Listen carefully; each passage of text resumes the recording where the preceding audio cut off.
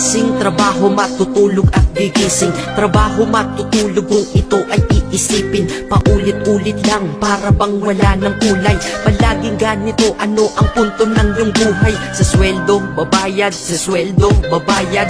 Kakasweldo lang pero ubos ang pera agad. Ito ba talaga ang binigay na kapalaran? Hindi ka mabubuhay kung hindi mo babayaran. Mahirap pala to, sana maaga kong nalaman. Para kang malayang preso pag di ka anak mayaman. Dahil aking napuna kapag bumiyahe sa umaga. Mga tao sa paligid ko hindi rin maligaya. Tayo ay mga alipin sa moderno na lipunan. Magandang kinabukasan, kailangang pag-ipunan. Pero pagkatapos nun, ano ba ang kasunod? Ika'y magkakasakit, mamamatay ka ng pagod. Di ba napakalupit? Ganito ba talaga? Habang nabubuhay ka, pera ang mahalaga.